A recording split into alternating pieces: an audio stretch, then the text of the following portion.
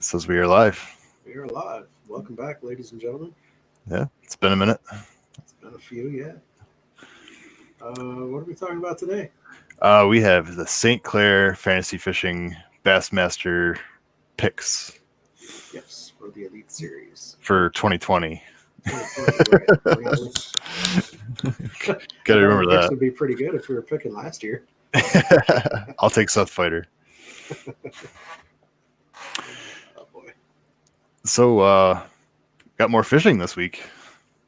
It's Yeah. been kind of nice lately. Yeah. Didn't was it the other Bass League? Didn't they just get done fishing up there, or Detroit River, or somewhere? They fished out of Sandusky, Lake Erie. Okay, yeah, But so by Cedar Point.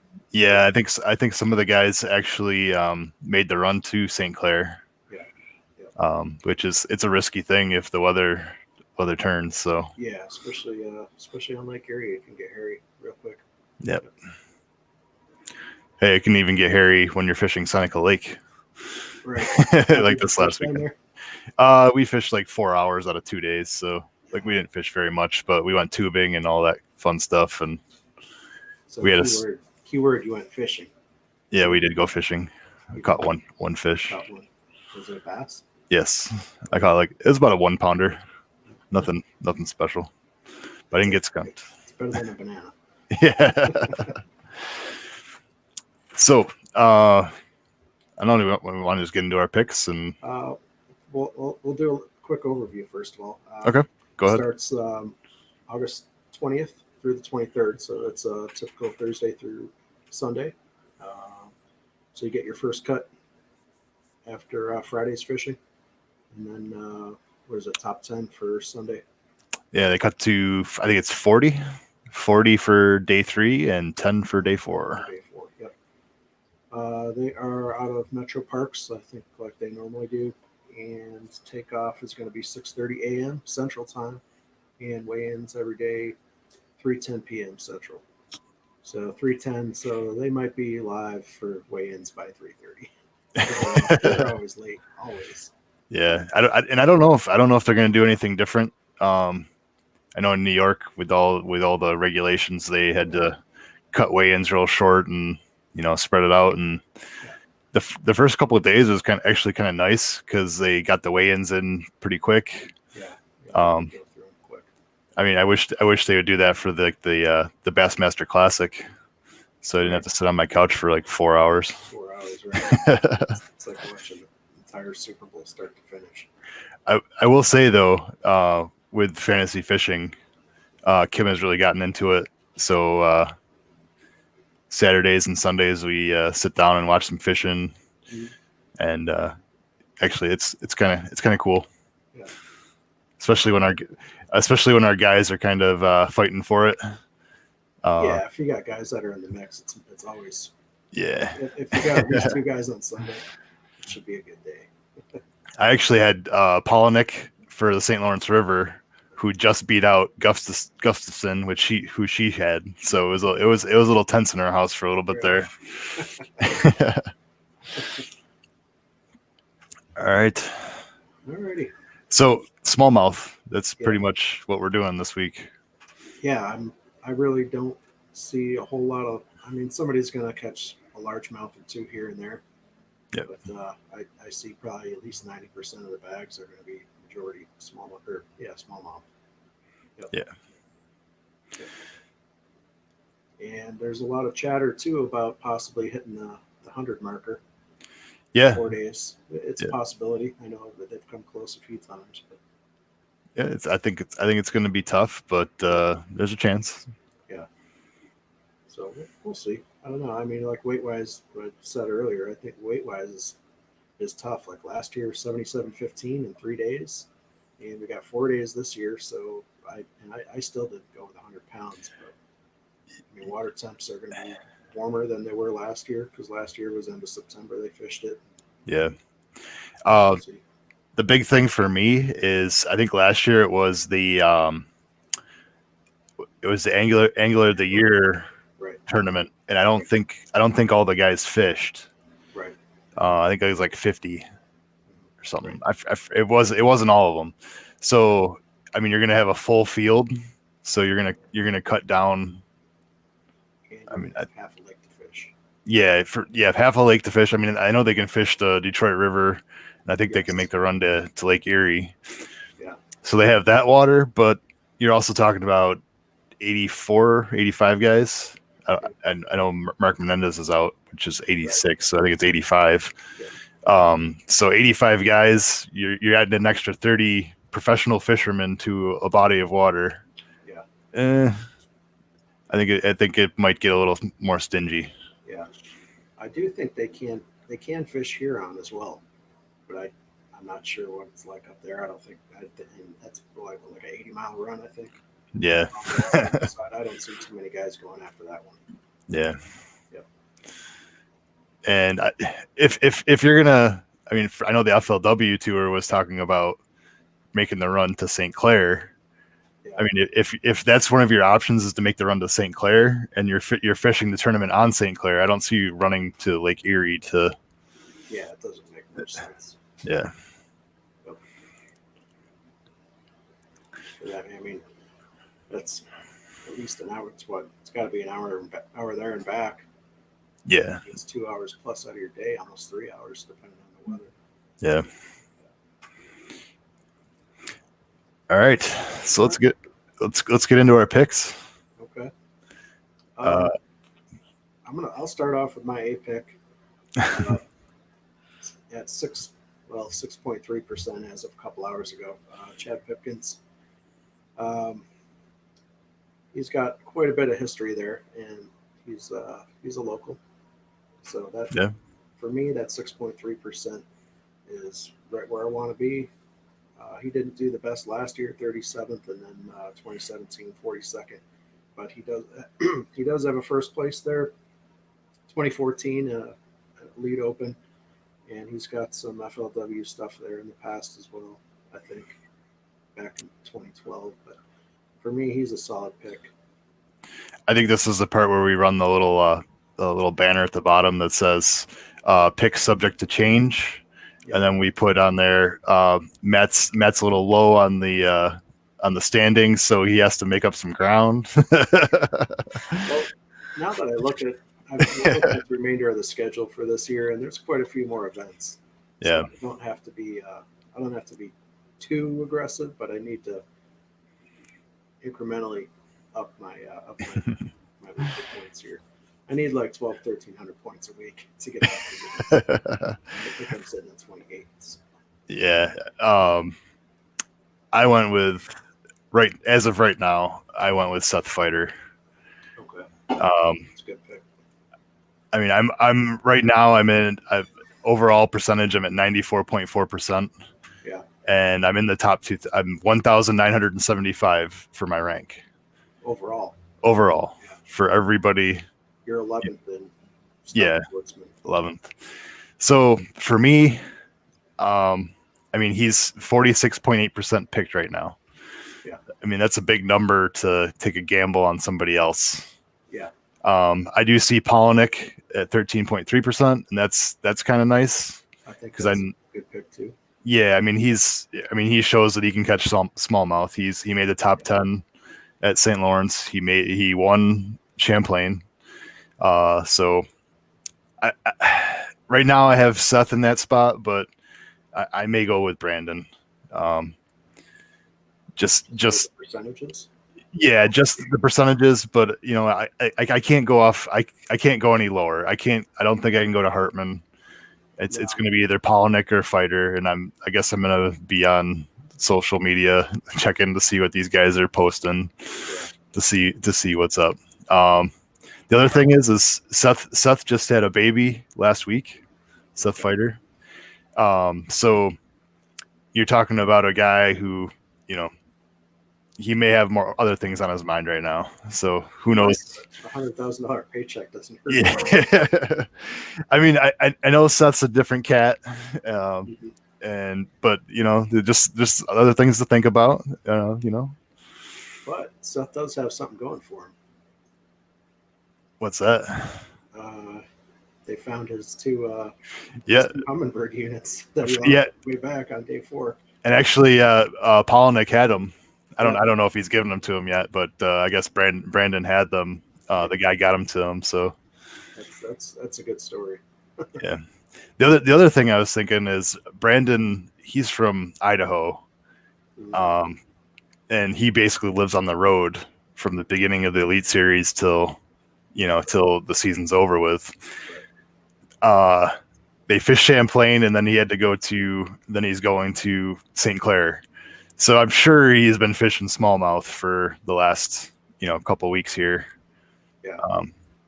So he's been basically tuning up his game. I know Fighter probably went home and he's doing the dad thing. So I think I might go with the hot hand, although both of their hands are kind of hot. I mean, the guy who won last year on St. Clair. So those are my two choices. I have Fighter picked, but we'll see. I don't see how you can go wrong with either one. Yeah. I would almost guarantee that they're both going to fish day 3. Yeah. If one or both of them doesn't fish Saturday, I would be very surprised unless they had some very, very bad mechanical issues. Yeah. I will say going past the first couple of groups, it gets a little tough going down, but we'll get there, I guess, in a little bit. There's a lot of good picks in the first A, B, C groups. Yes. So. Yep. All right. B group. B group. I am going with at 9% Brandon Lester. Okay. He finished 16th last year, and 2017 he finished 24th. That's my pick. Going back again, a lot of it is percentage. I don't want to go and pick somebody that was overly percentaged. I'm still trying to make up a little ground, but I think he'll do pretty solid. Even though he is he's from Tennessee, so he's a TVA guy, but yeah, I think he's going to do solid. He's shown that he can catch some smallmouth. So I will say those TVA guys, especially the ones that fish around like Chickamauga, they have to fish deeper water. So right, yeah. I mean they got to have some sort of. It's got to translate a little bit there. Yeah. And there's plenty of areas that are quite deep. So. This group, I went with Chris Zaldane at 18.2. I like that. I can't take the largemouth Johnston brother, Corey Johnston, who's at 37.8%. I mean, Zaldane finds his way into the day 3s all the time, and I know this event he fished the last day. I'm not sure how they did the breakdown for the Angler of the Year, like how many fished on the 3rd day. Yeah. He finished 15th last year. I'm not sure if it was top 12 or top 10 last year. I can't remember. Yeah. So, hey, let's see what happens. I had to pick somebody that wasn't the top pick in the group, so I won the second pick. This group is kind of there wasn't many choices, I'll say, past Lester. And talking to Kim about this, because she was kind of miffed. She wasn't sure who she should take, and she's like, I was like, I don't think you can go any lower than Lester. Stetson Blaylock's pretty good everywhere. Mm-hmm. And I was like, then you have the Zaldane and Johnston. So I think those are your top 4. I don't think you can really go with anybody else. I mean, Austin Felix, maybe. Yeah. Minnesota, that's really probably your only other solid quality pick. I mean, 2.7%, but that's yeah, and that's iffy. Yeah, I mean the rest of the guys. I mean, I don't see really much of anything. Maybe Ed Lawfern, but I mean he had a good Champlain trip, but I mean, that's tough. I don't know. Every time I think of St. Clair, it just to me it's an oddball lake just because it's what 10, 12 feet deep. It's basically Okeechobee of the north, It's a little deeper, but I mean, yeah, the only I think they're like where that channelway is for the shipping trucks and stuff is deeper, 20-something feet, but that's about it. yeah, So you're fishing rock piles and weeds, or if you find some. yeah. I mean, it's going to be an interesting tournament. Yeah. Yep. All right, C group. I hate to do this, but I'm gonna take I'm gonna take the other Johnston brother. I'm gonna take Chris. I'll just before you go into it, I'll just agree with you. Okay. Just solely on the 56.4%. I mean, if more than half of the people are going to pick that, Yeah. then you know what? I'm just going to chalk it. I don't want to get left behind. Trying to take somebody else. And Chris has done. I think Chris has done a little bit slightly better than Corey has there over the years. But Well, he's the smallmouth Johnston brother. so I don't know. There's a couple other guys that I thought about possibly. I actually do like Kobe Krieger there. Kobe Yeah. has a lot of experience on St. Clair, but I don't know. I just like he had the opportunity to fish largemouth on Champlain, and I just don't know if the smallmouth game is up to where it needs to be for primarily Yeah. smallmouth. Yeah, I don't think you can really go anywhere other than Chris Johnston on this group. Yeah. Yep. I agree. All right. D group. Yep. D bucket. Take a wild guess who I'm gonna pick. Let's see. I think you're gonna go. I believe Kim also picked him with Destin Demarion. I did. I actually Yep. made all my picks before I even read any of the pundit stuff. Yeah. Just read it just to see what they had to say, and I think two of the three people on the pundits actually either one had him as a primary and the other one had him as their second pick. But yeah, I don't know. I mean, he's not super local to the area, but he's a small. He can catch smallmouth. Yeah. And I think he'll be all right. 3%. Yeah. I mean, I know my wife picked him, and I haven't read any of the pundit stuff yet. Okay. I probably will. We have a few more days before this tournament goes, but I mean, this group, I'll say I went with Greg DePalma. Okay. John Cruz has let me down. He has. Yeah. And in that group, everybody else, it's tough to take anybody else in that group. Yeah. This D group is very, very spread out. Like Yeah. Cruz is the highest for a little over 29%. The only thing I'm hoping for with this group is that Swindle stays down there, so when they go to Gunnersville, that we can pick him in the D group with everybody else. Right. But yeah, I went with Greg DePalma. I want to say that he did well at St. Lawrence. I can't remember. One of them, yeah. I think it was St. Lawrence that he did pretty well. And I see the St. Lawrence kind of being closer to St. Clair than Lake Champlain.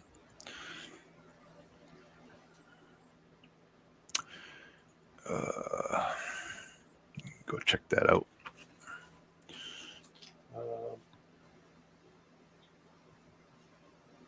Yeah. Are you looking that up? Yeah. Let's see.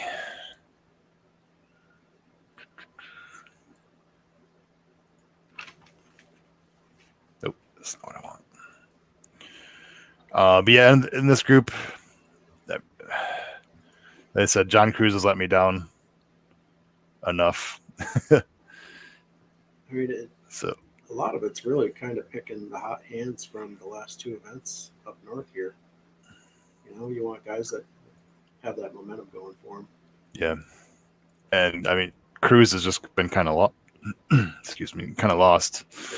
Yeah. Let's see. There we go. He finished 45th at, this is Greg De Palma. He finished 45th at Lake Champlain and 17th at the St. Lawrence. Okay. So not bad. He improved. Yep.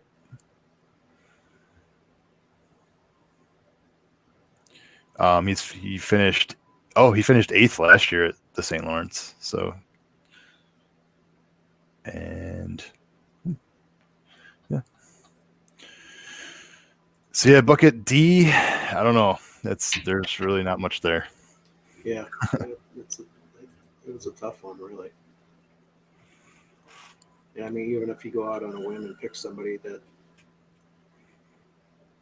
that's not highly percentaged, I mean, if he doesn't do well, I mean, you're really not losing a whole lot of ground to everybody else. Yeah, exactly. I think that's the bucket to maybe try and hit one of the lower guys. Yeah. All right. E group. Yep. I switched mine today. I started out with Bill Lowen, just for the percentage, and I think we talked about it last time for the E group. Kind of pick who everybody else is picking. The top pick. I get that. I switched it to Chris Grow because it's kind of his, kind of like a home lake to him, kind of being from Illinois. Yeah. 14.5%. So I'm kind of on the fence between sticking with Chris or going back to Lowen. I don't know. I'll tell you who I didn't pick. Okay. Lee Livesey. Yep. Lee Livesey has let me down enough this year. Yeah. So I don't know. Last year he was money. Like he finished really well, and this year I don't know. I think his boats got COVID or something. I don't know. He finished 27th last year. Yeah. So yeah, I'm on the Bill Lowen train right now. Hopefully, like a premonition comes to me one of these nights and tells me to pick somebody in one of these in E group or something. Because I mean, I just got to go with the high number at this point. And I know it's kind of sucks. I mean, if you're at this point, if you're trying to make up ground, good luck to you. But I think if you're sitting all right, like where I'm at right now, you can only take chances in so many groups. Yep. And then there's like these D and E groups where I think you kind of have to go with the especially when it's like 43% for Bill Lowen. Indiana, I mean, not too far. It's pretty close. Yeah. Yeah. Yep. So I'm not sure where in Indiana. Indiana was pretty tall north to south, but yeah, if he's in I don't know where Burkeville is, but if it's toward the top, then he's pretty close. Yeah. I mean, I thought nobody else in that group other than Chris Grow lives that close. Yep. They're all Southern guys. So even was there one more? No, that must have been D group. Somebody else was up north, kind of. Regardless, anyway. I was thinking about Rick Clun as well, but I don't know.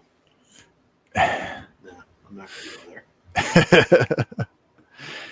All right, so weight. Weights, I went with 95 pounds, 9 ounces.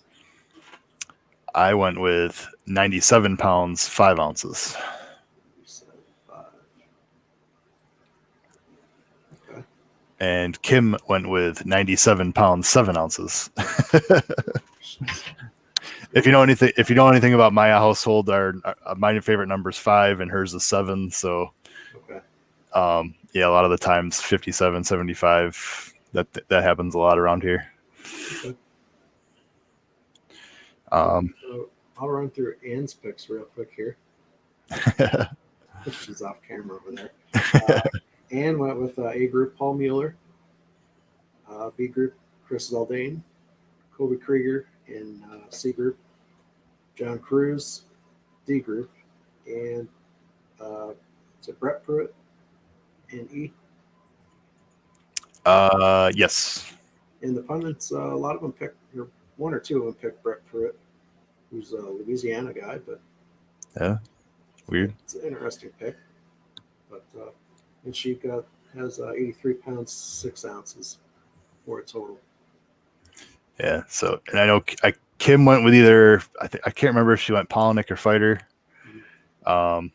B group, I think she may have went with Stetson. Mm-hmm. It's either Stetson, Corey, or Chris. C group, Chris Zaldane. C group, she went with Chris Johnston. I know that. D group, I believe it was Destin Demarion. And E is Bill Lowen. Okay. I believe is what she went with. Pretty solid. Yeah. Yeah, it's totally changed when you start talking fantasy fishing in your house. Right. And with everything going on, like I don't know if I'm even going to do fantasy football this year. I've been thinking about that too because obviously we play in our family league together with the cousins and whatnot. But Yeah. The other one that I play in normally every year, there's 12 guys. We've been playing that league for years.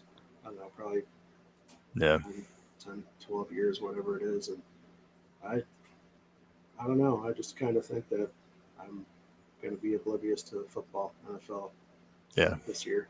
I mean, I'll probably watch here and there, but I don't think I don't want to support. I don't want to support them too much or any of the major sports right now. Yeah, I agree. It's kind of same with a lot of people. I think major sports are leaving a bad taste in a lot of people's mouths right now. So yeah, it's kind of dumb. It's like, why are we playing these major sports when people can't even go to your games? Right. Like we have the Blue Jays in Buffalo, and whoop-de-doo, I can't even go watch them. Yeah. Same with the NFL. This will be the year that the Bills win the Super Bowl because nobody can actually go to their games. Right. They've already banned tailgating. You can't even tailgate. So Wow. Yeah.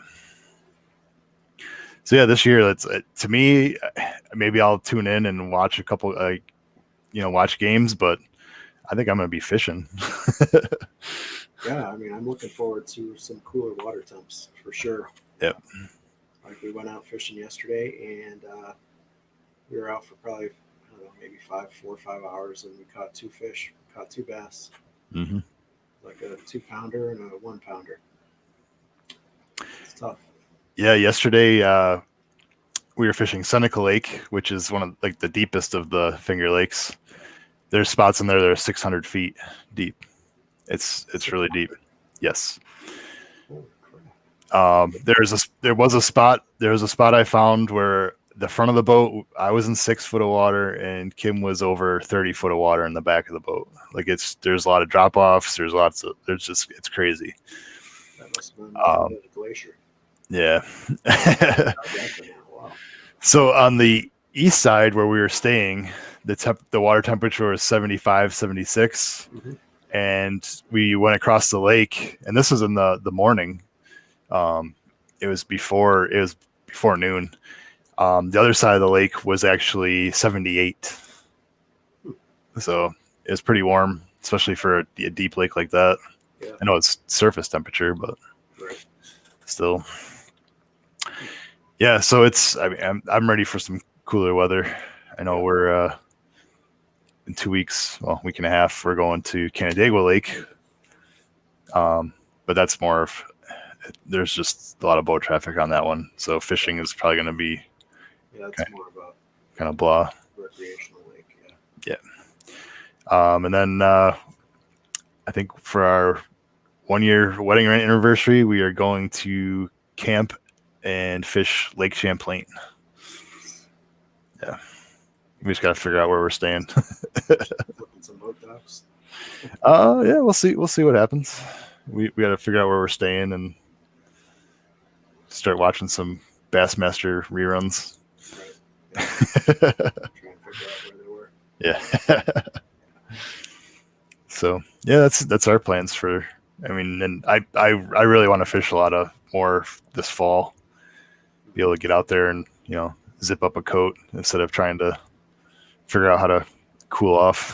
Yeah, it's been a hot summer for sure. Yep. So yeah, I don't know. I know we keep saying that we're gonna have more content, and we haven't. I will have a 6 cents box coming out soon, as soon as I get it. I think they're supposed to. They haven't shipped them out yet, but yeah. I got my receipts, email receipts yesterday or yesterday. Yep. So they should be out. They should be here sometime by the end of the week. Yeah. You never know. And this could be the final days for Stout Sportsman 6 cents box reviews, because we're both kind of we both talked. We talked about it earlier this week, and this is the last of my 3-month stint here. And if you didn't notice, I didn't put up any snacking videos from July. Yeah, there's a reason for it, because it's not that they were bad, but there was just nothing. Yeah, Wowed me in there. It's just the normal stuff that we get, and I'm sure if you guys, everybody out there, if you saw the amount of 6 cents crankbaits that we both have in soft plastics, you'd probably be dumbfounded. Yeah, a lot, and there's so much stuff that I have that I've never even touched, other than my tentacle box. Exactly. Like I was telling Matt, I'm like they honestly this month they need to wow me. And we'll see what happens after that. I mean, at this point, I'm going to do a video for August just because Gabe will want to unbox it and do a video.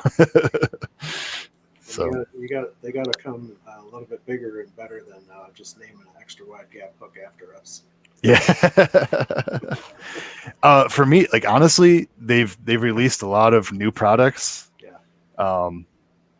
Even just like some of the accessories, they have some of those waterproof bags, and the rod socks. They have the spinning rod socks, yeah. sleeves, whatever you want to call them.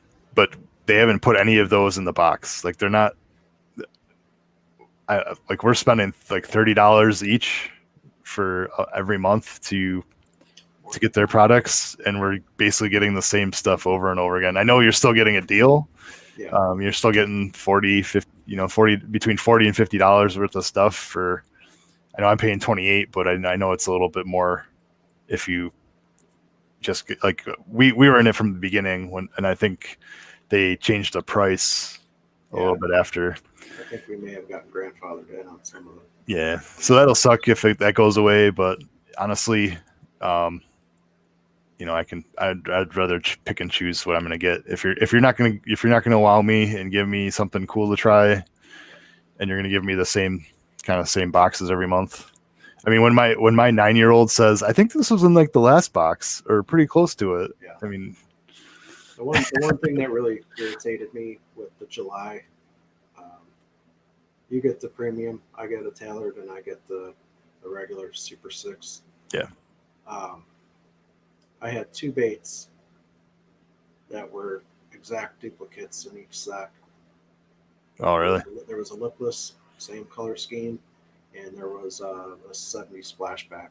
The top one was same color. And I'm like, that's probably the same splashback I got too. Yep. So that was kind of what irked me a little bit. Yeah. Whatever. Yeah. Life goes on. Yeah. And I mean, after using a bunch of their soft plastics this year, I've caught some fish on the what the heck's the name of it? Just their 5.4 inch. The clouts. The clouts. I've caught a handful of fish on them. They work okay, but I'm a Senko guy. Always. Yeah. I just rather have. I'd rather have one pack of Senkos in the right color than 10 packs of Clouts. Yeah. It's just me. But, I did catch a fish on the Clout. That was my one bass this weekend. okay. Was on a watermelon red Clout.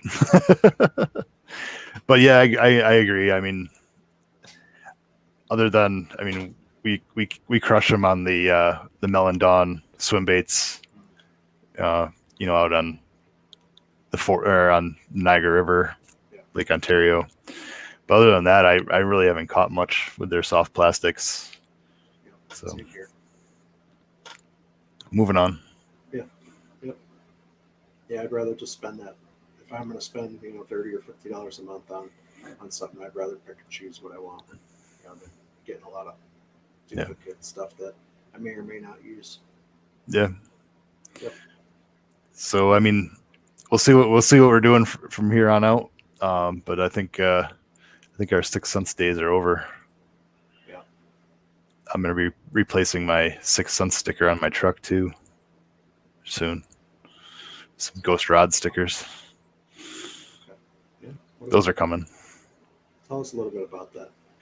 The Ghost Rods. Yeah. That's a company that I guess my wife and I started. And it's custom rod building. Every rod I build has, it's whatever the customer wants. So if I'm not building a rod just to sell a rod. I build rods for a purpose or something that looks cool, which will be coming soon. I have a friend who is going to do some airbrush painting for me, so we'll see how some rods turn out. See what that turns into. And we got a few other ideas, sort of kind of like rod raffles and different charity causes that we're gonna do. So that's coming. Actually, we did a logo contest. Let me see if I can pull up some pictures to show the people. And we're on Facebook, so if you go to Ghost Fishing Rod, I think it's just Ghost Rods. Ghost Rods. You can join there, and I definitely post a lot. So basically, the two rods that I have, those are pre-Ghost. So are those like considered prototypes and collector's items? Yeah, I think so. Yeah, they're pre-sticker. Yeah, they will eventually have actual decals. Oh, dang it, where are they? We'll actually have decals, and this will be the decal. I like it. Yep. That is the one of the Ghost Rod logos. And that will actually be the one that goes on the rods. And let me see if I can pull up. I haven't gotten the final picture of it. But that is the Ghost Rods logo. Nice. Yep. So we'll see where that goes. Yeah, it's custom, so I'm not selling rods anywhere other than, hit me up and tell me what you want, and I'll ask you a ton of questions to the point where you go, I just build it. I've tried, like, I've built a few rods for a couple different people, and I started asking. I asked questions like handle length, this and that. Like, what do you want? And I get a lot of, I trust your judgments. I get that reply a lot. Yeah. And I mean, it's something. I mean, especially when it comes down to handles and stuff like that. It's really where you need to put, have say 6, 8 different variations, and put it in their hand and be like, what do you like? What's comfortable for you? Yeah, and honestly, I've thought about that, and especially people who are local to my area. I think going forward, I'm probably going to have them actually come to my house. Yeah. I'm going to put rods that I've built in their hands and say, this is the biggest thing is like, what are you going to use it for? If you want a 6-foot rod to go pond hopping, fine. But if you want a specialty rod to go drop shot fishing or whatever, like I've built 4 or 5, 6 different drop shot rods now. I know what you're looking for. I have I have 3 different drop shot rods in my boat right now. You can come feel them. They're all a little bit different. And then decide, okay, do I want my handle a little bit lower? There's different ways to figure it out. Get some measurements, because it all depends on the type of person you are. For me, I built myself a 7'6" deep cranking rod, and I didn't think I needed that much of a handle, and so I only built it's the handle. You figure out the handle. It's the bottom of the reel seat to the butt of the rod is your handle length. And I was like, okay, well, 8-inch handle, that should be enough for me. I don't need that much. I get out there and start, swinging some deep cranks around, and I wish I would have had 10, 12 inches. Really? Yeah. So interesting. Yeah. So it definitely is custom, but I've also learned a lot just building my own, and putting my own rods in my hand and figuring it out. Yeah. So yeah, going forward, there's a lot of questions I ask, and people probably go crazy. Like, what else does he want to know? I'm not asking for social security numbers or credit card numbers, but the one thing I am thinking of having you build is a jerk bait rod. I haven't done it yet. So to me, like a jerk bait rod, just in how you're holding it and manipulating the rod, I see the short handle. Yeah. Just so you can keep that reel, tighter to the body. So that's probably what I'm going to be looking at when I do yeah. So maybe something over the winter time. So I have even for the fall, jerk bait's usually a little bit cooler water, but yeah. So an 8-inch handle might do well for you, but it's also going to be on a shorter rod because a lot of the jerk bait action motion, you're kind of jerking down.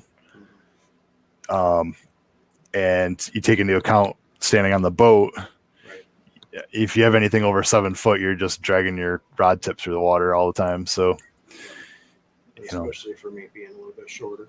Yeah. So you may even want to go with like a 6'6". Yeah, that's what I'm thinking. Yep. So, yeah, it's something that obviously I'm not quitting my job and doing this full time. Definitely not anytime soon, but something that it's a hobby, and if I can build a few rods for people. I will say that this past weekend, talking to people, my one cousin's husband, he didn't even know I built rods, and I was like, it took him over to the boat. I'm like, here, like this is a 7'6" that I built, and he put it in his hand. And he's like, this thing feels like nothing. Yeah. Like, yeah, I mean, you have a custom rod built. You can get a lot of lighter rod. You get a lot of performance. I'll also say that a lot of the manufactured rods are not completed fully. They don't have the good. That top half of the 2-piece Daiwa that went your way to fix the guide. You started hacking the guide off, and like it wasn't epoxied all the way through. And yeah. Just simple stuff like that. Yeah, when you epoxy them, the thread that you put around there should actually turn into almost like a tape. Right. A tape like that goes around, and if when you do it right, you can actually cut it and almost peel it off, and it should come off in a couple sections. And some of I fixed a loose rod for a guy, and you start cutting into it, and the thread's dry. So it's like they didn't get enough epoxy into the thread. I think it was also your Daiwa rod that wasn't spined right. I can't remember if it was that one but it was one of the manufactured rods.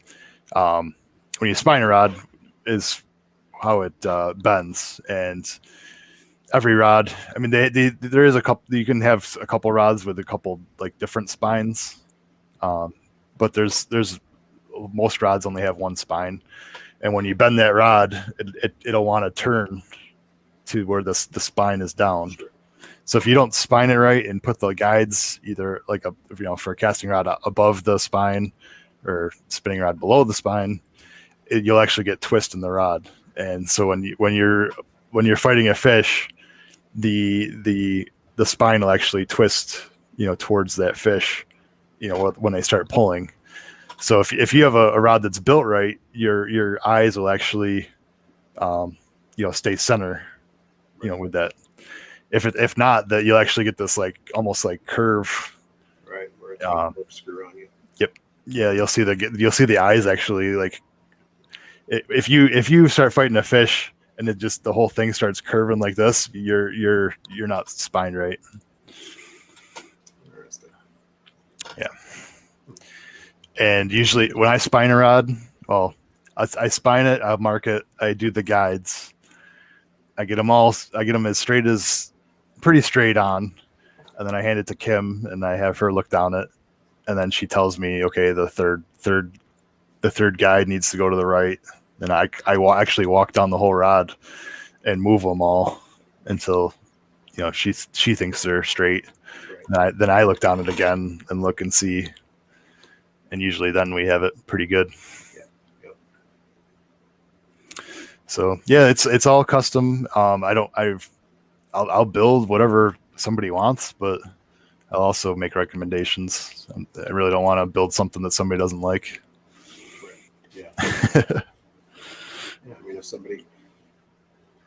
somebody thinks they need something this specific, and you think maybe that's not quite what you're looking for, you don't want to build them something that's.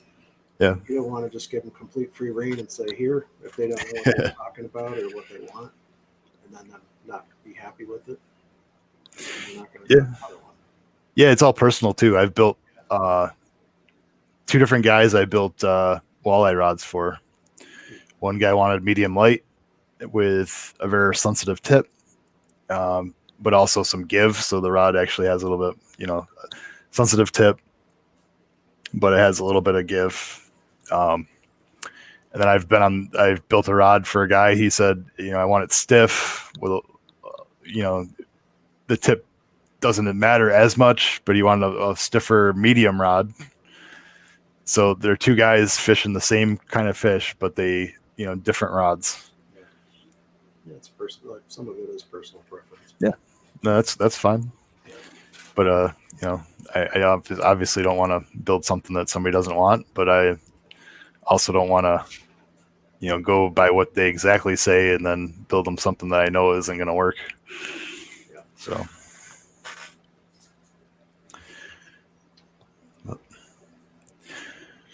So far, the biggest fish that's been caught on a rod that I've built was that Kim caught almost a 10-pound, 9.9 and a half or 9.75 pound. No, it was the the drum, okay, or sheephead, whatever you want to call it. Yeah. And that was a fun fight. Yeah. It was also a little nerve-wracking because it was on a rod that I built, and you see that fight and you're just like, just hold on, just you see the rod bending and you're just like, oh, like. But now that I see that it worked, I'm pretty confident in all my rods. Yeah. Now the biggest fish that I've caught on one of your rods is also a drum. What the heck did I measure that at? Is it 25 or 27 inches? But it was a solid, easy 6-7 pounds. Yeah. Yep. Cool. I think that was. I'm almost positive that was the medium light that I was using, and nice. Handled it pretty well. It was a good Nice. one. I handled it well. Yep. Yeah, so it's hoping it takes off, and we'll see how it goes. Yeah. So, Alrighty. yeah, that's our wrap up for St. Clair.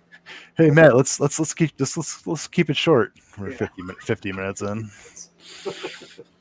So yeah, we'll try and put something together, or, early the following week afterward, a little bit of a recap or something.